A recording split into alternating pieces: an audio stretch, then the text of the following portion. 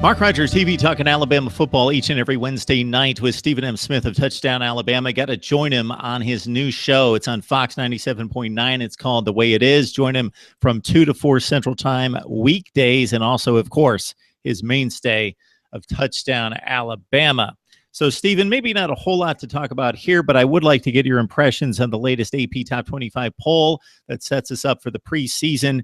The usual cast of characters along the top line with Clemson, Florida State, Ohio State in the mix in the top 5, but Alabama really with a dominant figure in looking at the first place agenda of 52 first place votes, when we have a total of 9 between Ohio State, Florida State, and USC at number 4. This almost seems like a mandate that Alabama is the best football team in the country, even though when I watch the various analysts talk about Ohio State and the Kevin Wilson influence on the offense and how the Buckeyes are going to fix that side of the ball and be ready to go. Florida State with an amazing roster coming back, and USC, of course, with what we consider to be the best quarterback in college football, and Sam Darnold, that Alabama would be this dominant in terms of the perception of who is best in college football. Mark, as long as Nick Saban, Mark, wakes up, takes a breath, gets a sip of coffee, and goes about his day, Alabama is going to remain the number 1 team in the country because of, how he prepares, how he gets the team prepared, and ultimately, how Alabama plays. I love Sam Darnold. I'm a huge Sam Darnold fan, but more so than that, I'm a huge Clay Helton fan. Clay Helton has been at USC since the Pete Carroll, since Lane Kiffin got fired off the tarmac, when Ed Ogeron wasn't offered the spot.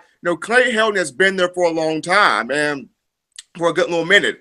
And when it wasn't working with Max Brown, they start the year off with 1-3, and they make a change to Sam Darnold. They rip off 9 straight wins.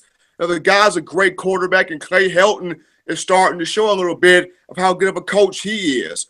Ohio State, the proof is in the pudding with Urban Meyer. He wins football games. Can J.T. Barrett fine-tune that passing just a bit more? We'll see.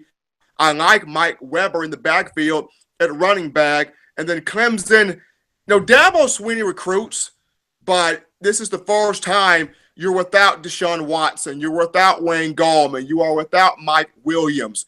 You're without Ben Boulware and Cordero Tankersley and a lot of those big-time names, Jordan Leggett also, but you are accustomed to seeing in Clemson. So can, Dabo regroup and get another fresh team out on the field remains to be seen. Now, he does return Deion Kane, Hunter Renfrow, and Ray McLeod. So that's a big up on his part. But can he continue to, find more guys to plug and play and see what happens? But in terms of Alabama, as long as Nick Saban wakes up, takes a breath, gets a sip of coffee, and watches the news channel, Alabama is still going to be looked at as the number 1 team in the country, Mark.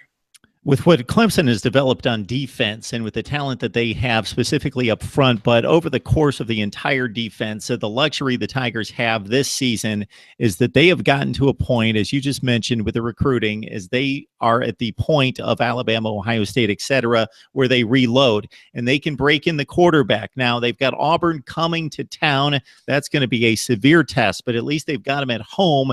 If they can pass that test, Florida State's on down the line late October, so they've got about 9 weeks to prepare for the Florida State Seminoles and get that quarterback, most likely Kelly Bryant, unless Hunter Johnson shows us something in the first few weeks. Kelly Bryant, most likely the veteran, the junior, going to claim that position where Clemson can play the ground game and the short passing game and let the defense win the games. And there might be a lot of 24-10 type scores that don't look overly impressive, teams that they should be blowing out by 40 or 50 points, but where they can develop the passing game, the quarterback, get him comfortable and ready for Florida State for that one-game showdown that we all anticipate to decide, which it has since 2012, the ACC. When it comes to Ohio State, I think that if they settle the issues along the offensive line and J.T. Barrett becomes comfortable with an outside threat or two emerging that they didn't have last season, and that's surprising for Ohio State not to have a playmaker emerge on the outside,